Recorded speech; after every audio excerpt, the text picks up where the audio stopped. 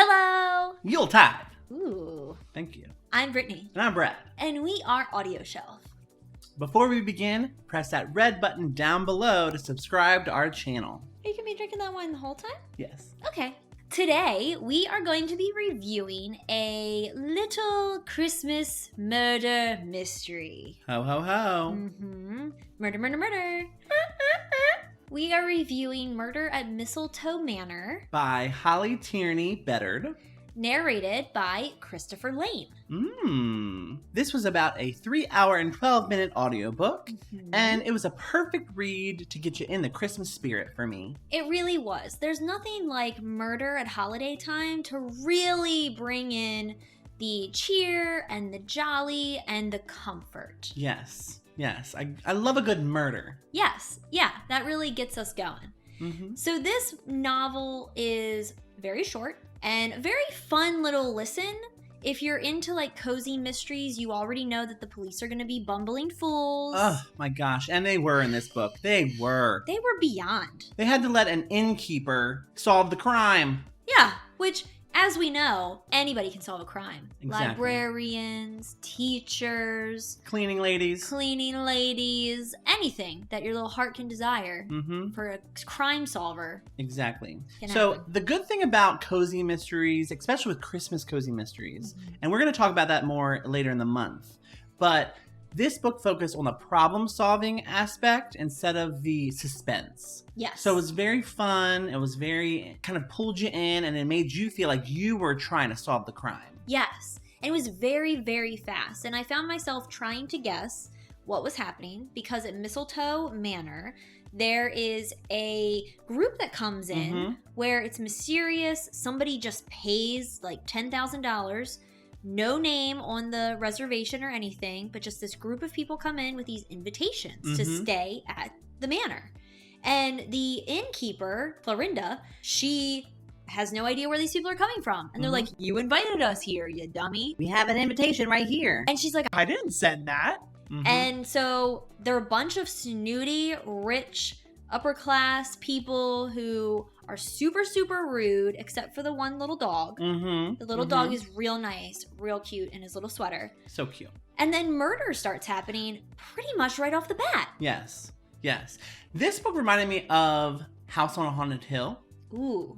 When they got all those invitations in the mail, and they all came to this creepy haunted house, and people started dying, and then there was like revenge. Yes. That is exactly what the book was you know that there is this mystery that happened years ago to this group of people. You don't know what is actually going on. You don't know if one of them is trying to get revenge on the old innkeeper because they were mistreated, or if someone else is trying to get revenge because they were jealous of somebody else's intelligence and ability to come up in life. Was it the Help? There's a lot. Yeah, Was it the Help? Was it Myrtle? Was it Myrtle? Myrtle. Because, people always blame the Help. Myrtle equals murder. I didn't even drink any wine.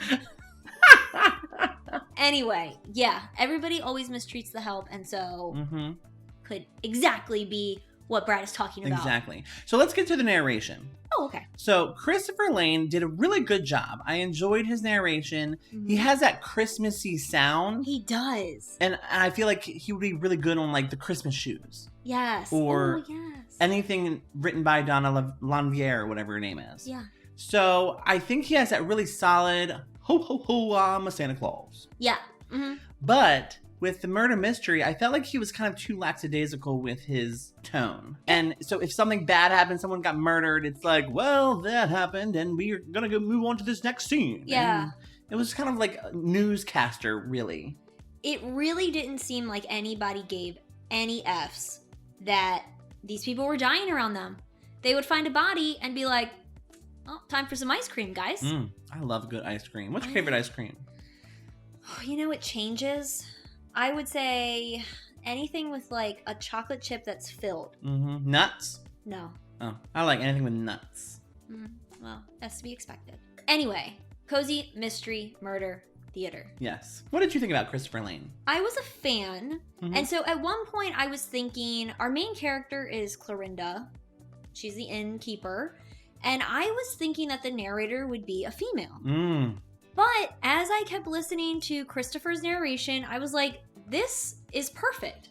Narrators do not have to match the gender that their lead character is in. Mm-hmm. And Christopher is a great example of that. Yes. He's able to give a little bit of femininity into his character. I mean, Myrtle, I didn't know how old she was.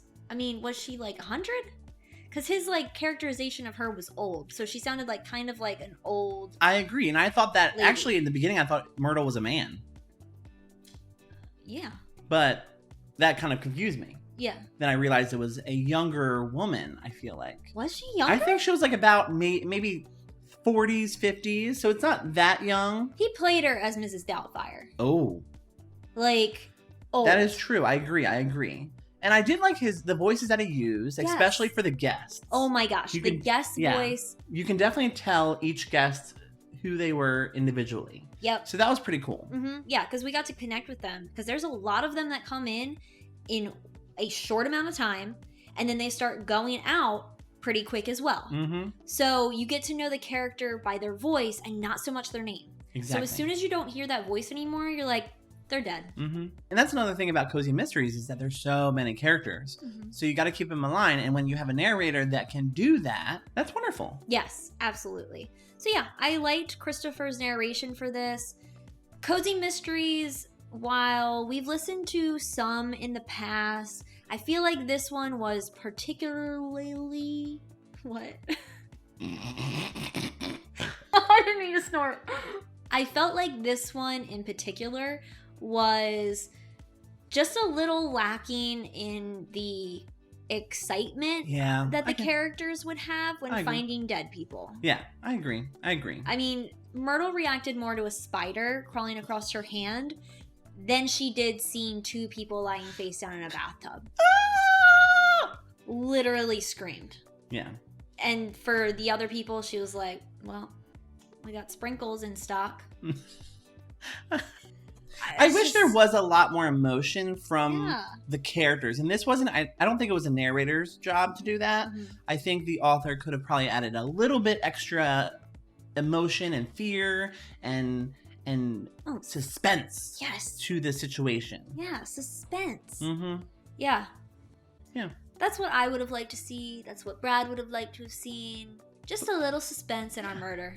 But it was overall a pretty good audiobook to listen to for the Christmas holiday. A very short audiobook. I started it like earlier today in the morning, and I finished it very soon after. So it's a quick one to get you through doing work. It's not one that you have to necessarily pay attention to so much. It's not going to drag you down, even if you're writing a couple emails to miss some details. So you'll be fine if you want to do work while listening. I listened to this on a 45-minute commute to and from work. Oh, wow, yeah. So I kind of finished this book in about a day. Yeah. A couple of hours. Yep. Super easy. If you have any Christmas murder mysteries that you think that we should listen to or read, please let us know in the comments down below. We are always interested in seasonal stuff. We love this time of year so much. Love it. It's so good. Love it. Or if you want to find us on our social medias, you can follow us on Twitter at AudioShelfMe, Instagram at AudioShelfMe, and Facebook at AudioShelf. And before you go, hit that subscribe button. You gotta subscribe. Yes, please do. And also hit that little bell so you can stay up to date whenever we release something new. So until next time, bye.